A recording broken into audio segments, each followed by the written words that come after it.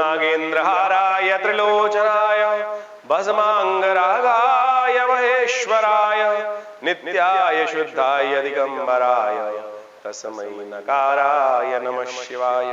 नमस्कार, स्वागत है आपका आचार्य वाणी। मैं आचार्य डॉक्टर विक्रमादित्य आपके साथ हूं और आज हम उपस्थित हैं कर्क राशि वालों के लिए ग्रहों की गणना के अनुसार से जुलाई का पहला चरण जो है, पहला समय जो है कैसा रहेगा।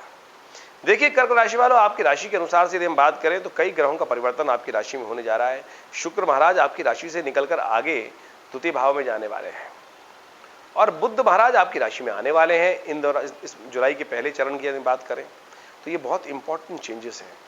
बुध ने पिछले काफी दिनों से आपको परेशान कर रखा था। मंगल आपकी राशि से निकलकर आगे निकल गए हैं, यानी आपकी राशि में ही संपूर्ण प्रकार के कई प्रकार के खेल इन दिनों में होने वाले हैं। तो आपको समझ लेना चाहिए कि क्या कुछ है। कुछ आपके लिए ओवरऑल तो हमें दिखाई देता है कि पॉजिटिव रहेगा, आपके लिए समय अच्छा रहेगा और जो ग्रहों का परिवर्तन है वो आपके लिए बहुत अच्छा रहता दिखाई दे रहा है। तो इसलिए महत्वाकांक्षा को अंकुश लगाते हुए एक बात ध्यान रखिएगा, सोच बहुत ऊंची होनी चाहिए, बिल्कुल होनी चाहिए, लेकिन उस सोच के अनुसार से कार्य करने की भी जरूरत है और वो अवसर आपको प्राप्त हो रहा है। और यदि उसका लाभ आपने ले लिया तो बहुत बढ़िया तरीके से आप लाभ की स्थिति बना सकते हैं। लेकिन इस वक्त आपके मन में एक शंका चल रही है कि काम करते बहुत हैं हम, लेकिन हम उसका उतना लाभ नहीं मिल पा रहा, मेहनत बहुत कर रहा हूं।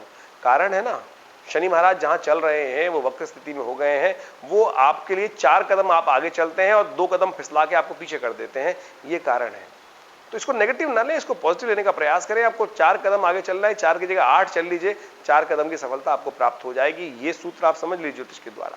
यही ज्योतिष आपको क्लियरवॉयंस देता है, यही ज्योतिष आपको समझाने का प्रयास करता है ज्योतिष के माध्यम से कि कहां समस्या है, कैसे आपको ठीक करना है। खैर सिलसिलेवार समझ लें कि आपके लिए आने वाले दिन क्या कुछ करने वाले हैं और कहां से आपको अपने ग्रहों का उपाय करना है और कैसे आपको अपने समय को अपने पॉजिटिव अपने मुट्ठी में समय को करना है, वो हम आपको रास्ता बताने वाले हैं। सबसे पहले बात कर लेते हैं 1 जुलाई की। 1 जुलाई को ग्रहों की गणना दिखाती है पंचांग के अनुसार से इस दिन आषाढ़ शुक्ल पक्ष की विशेष तौर पे त्रयोदशी की तिथि है और शनिवार का अवसर है। और उस दिन बहुत सुंदर योग बन गया है शनि प्रदोष का। और उस दिन सुबह सुबह ही मंगल का परिवर्तन हुआ है। मंगल महाराज पिछले 50 दिनों से जो कमजोर स्थिति में चल रहे थे, मकर राशि में आपके लग्न में स्थिति चल रहे थे, आपकी हिम्मत तोड़ रखी थी और आपको बिल्कुल परेशान कर रखा था, और वो अब पॉजिटिव हो गए हैं। आपके लिए द्वितीय भाव में उनका विशेष तौर पर योग बन गया है। ये क्या करेंगे आपके लिए? ये आपके धन को एकत्र करने का योग बनाएंगे। जो धन बह रहा था उसको एकत्र भाव कर कर स्थिति शुभ करने की योग बनाने वाले हैं। तो आपको समझ लें कि जो आपको लगता था कि पैसा ऐसे ही हाथ से निकल जाता है, कि ये आने वाले समय में आपके धन को एकत्र करने का योग बनाने का अवसर बनाने वाले हैं। तो इसको आपको लाभ लेने का प्रयास करना है। खैर शनि प्रदोष है, तो ऐसे में आपको क्या करना चाहिए? शनि प्रदोष के समय में आपको विशेष तौर पर लाभ का लेने का प्रयास करना चाहिए। शनि प्रदोष जो है वो विशेष तौर पर शनि के दुष्प्रभावों को दूर करने का अवसर होता है और बहुत रेयर शनि और प्रदोष शनिवार और प्रदोष का यानी त्रयोदशी का योग पड़ता है। तो ऐसे में यदि आप एक शुभ उपाय को कर लें, प्रदोष के दिन भगवान शिव की उपासना की जाती है। कहा जाता है कि भगवान शिव पार्वती जी के साथ संपूर्ण पृथ्वी का भ्रमण करते हैं और जो उनकी आराधना करते हुए लोग मिलते हैं उनके समस्त मनोरथ सिद्ध होते हैं। तो ऐसे में शाम के समय में प्रदोष काल में आप एक काम करें, थोड़े जल में आप काले तिल मिला लें और भगवान शिव का अभिषेक ओम नमः शिवाय का पाठ करते हुए, या जितने भी मंत्र आपको याद है उन सबका यदि रुद्र अष्टाध्यायी के द्वारा अभिषेक कर सके, जिसमें विशेष तौर पर ये जो यजुर्वेद संहिता का जो विशेष तौर पर रुद्र अष्टाध्यायी रुद्री कहा जाता है उसके द्वारा कर सके तो बहुत शुभ रहेगा। तो आपके कल्याणकारी योग बनेंगे, आने वाले समय के बहुत सारे कष्टों को दूर करने के अवसर बन जाएंगे। तो इसलिए इस शुभ तिथि का लाभ अवश्य लेने का प्रयास कीजिए। अब हम बात कर लेते हैं कर्क राशि वालों के लिए 2 जुलाई के लिए। देखिए 2 जुलाई को रविवार का अवसर है, चतुर्दशी तिथि है और साथ साथ में पूर्णिमा का आगमन है, इसलिए सत्यव्रत रविवार के दिन 2 जुलाई के दिन ही किया जाएगा।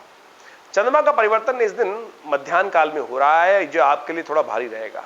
आपको ध्यान रखना चाहिए, अननेसेसरी खर्चों से बचना चाहिए, स्वास्थ्य के मामले में सावधान रहते हुए काम करना चाहिए, अन्यथा कहीं ना कहीं कष्ट की उत्पत्ति के योग बन सकते हैं। एक बात का और ध्यान रखें, इस दिन गणमूल नक्षत्र भी पड़ रहा है, तो जो जातक जन्म लेंगे और विशेषतः 2 और 3 तारीख को उन सबकी मूल शांति करनी परम आवश्यक है, क्योंकि दोनों तिथियां हैं और गणमूल नक्षत्र की, तो उस दिन मूल शांति करानी परम आवश्यक रहेगी नए बच्चों की जो जन्म लेंगे उस दिन, अन्यथा उन परिवार पर और स्वयं के लिए बहुत भारी रहेंगे।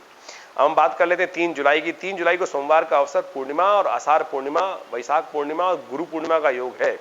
तो ऐसे में ये बड़ी सुंदर तिथि है, भगवान का दर्शन कराने वाले, भगवान से मिलाने वाले सदगुरु की उपासना का अवसर है। और शास्त्र भारतीय संस्कृति में इस दिवस को व्यास पूजा गुरु पूर्णिमा के रूप में माना जाता है, तो अवश्य इसका लाभ लेने का हमें प्रयास करना चाहिए। ग्रह गणना थोड़ी सी आपके लिए भारी चल रही है, खर्चे बेकार के आपकी जेब में पड़ सकते हैं और विशेष तौर पर स्वास्थ्य के मामले में ध्यान रखना चाहिए। देखिए सोमवार का अवसर है, सुबह सुबह थोड़ा दूध के द्वारा भगवान का अभिषेक कर लीजिए, महामृत्युंजय मंत्र का पाठ कर लीजिए। ओम हं ह्यूं सः ओम भूर्भुवः स्वः ओम त्र्यंबकं यजामहे सुगंधिं पुष्टिवर्धनम् उर्वारुकमिव बन्धनान् मृत्योर्मुक्षीयमामृतात् स्वभुवा भू ओम सह जुं हों ओम। ये महामृत्युंजय मंत्र है। मैंने बोल के इसलिए सुना दिया कि हमारे यहाँ कहा गया है कि कथा सुनने का और कथा कहने का दोनों का अलग अलग प्रभाव है, सुनने का ज्यादा प्रभाव है। यदि आपने सुंदर तरीके से शुद्ध महामृत्युंजय मंत्र का जप सुन भी लिया है तब भी उसका प्रभाव आपके लिए शुभ रहेगा, तो इसका स्तवन करें, कल्याण होगा, पॉजिटिव चेंजेस आएंगे। 4 जुलाई का दिन बहुत ही खास है। मेष राशि वालों, इस विशेष तौर पर कर्क राशि वालों को समझ लेना चाहिए कि इस दिन सावन का आरंभ हो रहा है और सावन का तिथि बहुत शुभ मानी जाती है। कहा जाता है कि शास्त्र के अनुसार से कथा के माध्यम से कि भगवान शिव भगवान विष्णु जो है वो शेष शैया पर विश्राम के लिए चले जाते हैं और समस्त प्रजा का जो राज्य सत्ता, संसार की सत्ता का जो दायित्व है भगवान शिव पर होता है। और शिव तो है भोलेनाथ। एक लोटा जल डालो, प्रसन्न और आशीर्वाद तैयार। तो कोशिश करें इस सावन के महीने में सबसे ज्यादा अभिषेक इसलिए होता है, भगवान शिव पर जो गंगा जल लेके कहाँ कहाँ कावड़िए चलते हैं वो सब इसलिए करते हैं, अरे शिव तो सबके इष्ट हैं, समस्त प्रकार के मनोरथों को सिद्ध करने वाले हैं, तो हमारे समस्त प्रकार के पापों को क्षय करने वाले हैं। तो इस सुंदर तिथि का लाभ आपको लेने का प्रयास करना चाहिए। हमने भी विवेकानंद योगाश्रम में सुंदर तरीके से कार्यक्रम रखा है कि इस बार सावन जो है 60 दिन का पड़ रहा है और इन 60 दिनों में पूरे हर रोज भगवान का अभिषेक सामूहिक तौर पर किया जाएगा शाम को 6 बजे से लेकर 8:30 बजे तक। तो आप इसमें सम्मिलित हो सकते हैं और जो लोग दूर हैं वो अपने स्थान को आरक्षित कराकर आप विशेष तौर पर योग्य ब्राह्मणों के द्वारा अपने प्रतिनिधित्व कर आप उस यज्ञ का, उस अभिषेक का लाभ ले सकते हैं। ग्रह गणना जो है वो विशेष तौर पर परिवर्तन की तरफ जा रही है और सुबह का समय थोड़ा भारी रहेगा, शाम के समय पॉजिटिव चेंजेस आने के योग बनेंगे और वो आपके लिए विशेष तौर पे लाभ की स्थिति को प्रशस्त करेगी, आपके लिए धन आगमन की सूचना लेके आएगी। तो आपके लिए सुबह थोड़े इंपॉर्टेंट काम छोड़ दें, शाम के समय इंपॉर्टेंट काम को निपटाने का प्रयास करें, आपके लिए शुभ योग बनेगा। वहीं 5 जुलाई की यदि बात करें तो उस दिन बुधवार का अवसर द्वितीया तिथि, और ये द्वितीया तिथि विशेष तौर पर दिखाती है कि इस दिन विशेष तौर पर आपके लिए समय अनुकूल रहेगा, आपके किए गए कार्यों का लाभ आपको प्राप्त हो सकता है और आप जितने ऑर्गेनाइज वे में काम करेंगे उतना बढ़िया रहेगा। लेकिन शनि मंगल का टकराव चल रहा है और सूर्य आपके अंदर महत्वाकांक्षा को उदय दे रहा है, तो इस बात का ध्यान रखना है कि धीरे धीरे काम होते हैं, एकदम बहुत लंबी कूद ना लगाएं। स्टेप बाय स्टेप यदि काम करेंगे तो ग्रह गारंटी दे रहे हैं कि आपको लाभ अवश्य देंगे। इस बात का ध्यान रखते हुए कार्य करना चाहिए। भगवान गणेश का स्तवन करें, गणेश को दूर्वा अर्पित करें, आज का सबसे श्रेष्ठ उपाय रहेगा। वहीं 6 जुलाई की यदि हम बात करें तो 6 जुलाई को बृहस्पतिवार का अवसर है और उस दिन तृतीया उदय तिथि है, चतुर्थी का आगमन होगा और उसके बाद वो क्षय भी हो जाएगी, तो ये क्षय तिथि मानी जाएगी। तो इस दिन इस बात का ध्यान रखना चाहिए कि नए कार्य आरंभ नहीं करने चाहिए।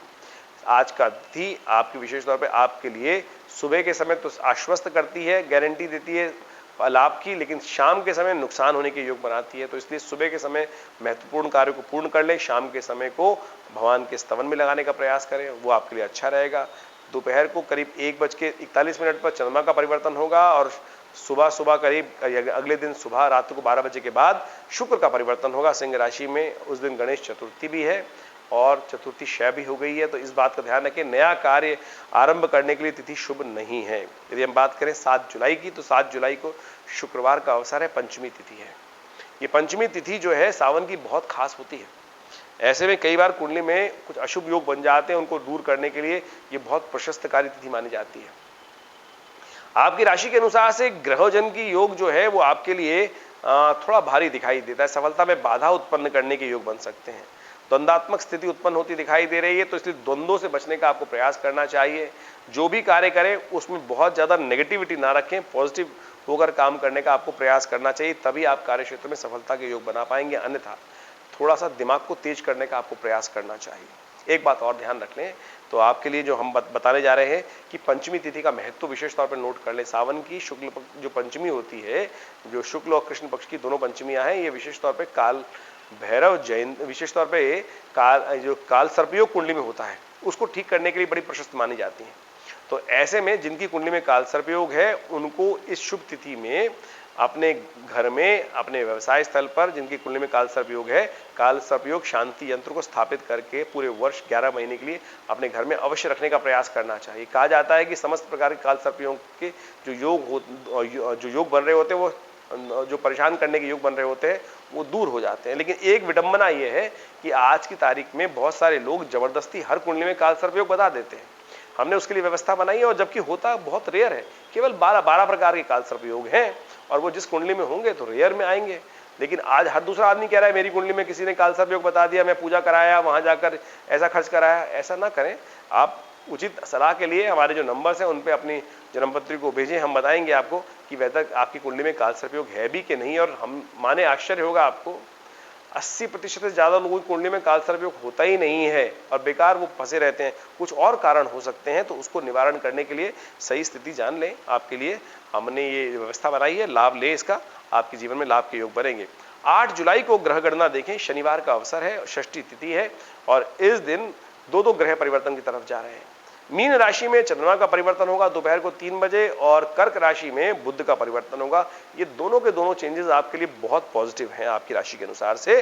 कर्क राशि के संबंध में बात करें तो कर्क में जब चंद्रमा, जब शुक्र, जब विशेष तौर पे बुध आ जाएंगे आपकी लग्न में, तो आपकी चीजों को और ऑर्गेनाइज कर देंगे, कार्यों को बहुत बढ़िया तरीके से कर लेंगे। लेकिन एक बात का ध्यान रखिएगा, बुध थोड़े अस्त चल रहे हैं आने वाले कुछ दिन तक, 4-5 दिन में उदय हो जाएंगे, तो उसके बाद आपके लिए पॉजिटिव चेंजेस देंगे बहुत बढ़िया तरीके से। लेकिन जब तक अस्त है तो क्या करें, तब तक हर रोज गौशाला में एक पालक की, थोड़ा से पालक गाय को दे दिया कीजिए। ये आपके बुद्ध को प्रशस्त उदय करने में, आपके बुद्ध की शक्ति को जगाने में बहुत लाभ देगा।